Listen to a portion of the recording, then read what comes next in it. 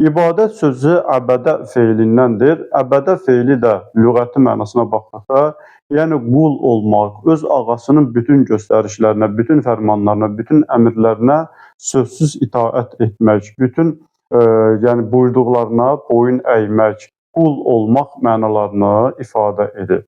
İslam anlayışında dedik ki, namazın özü bir ibadətin növüdür, amma ibadətin hamısı demək deyil.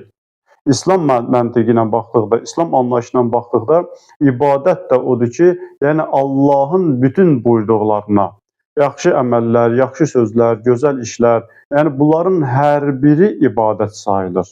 Yəni Allahın bütün əmrlərinə və Allahın nəhiylərinə tabe olmaq, onları sözsüz yerinə yetirmək, bunun hamısına deyərlər ibadət, yəni bəndəçilik, yəni Allaha qul olmaq. Məsələn, Qur'an-ı Kərimdə 2 ayə ilə bu məsələyə aydınlıq gətirmək olar. Yasin surəsinin 61-62-ci ayəsinə diqqət etdikdə görürük ki, ayədə belə buyurur Allah, ayəni oxuyaq. Deyir, Allah buyurur ki, La ta'budu şeytana innehu lakum aduvvun mubin. 61-ci ayədə deyir, şeytana ibadət etməyin, şeytana bəndəlik etməyin, həqiqətən o sizin açıq-aşkar düşməninizdir.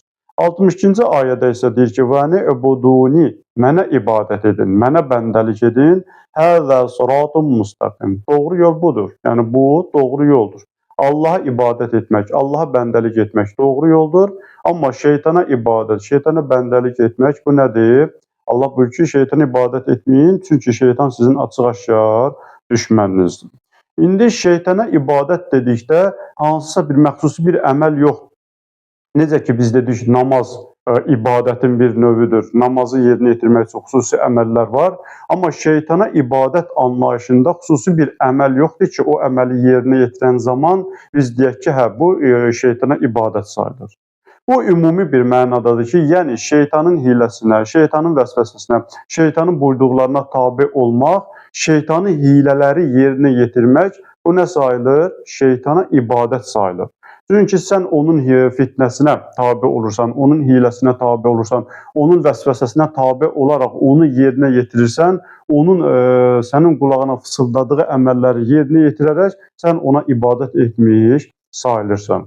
Amma Allaha ibadət anlayışına gəldikdə isə başda namaz olmaqla Allahın bütün vaciblərinə, bütün əmrlərinə yerinə tabe olmaq və Allahın bu nəhi etdiklərindən isə çəkinmək.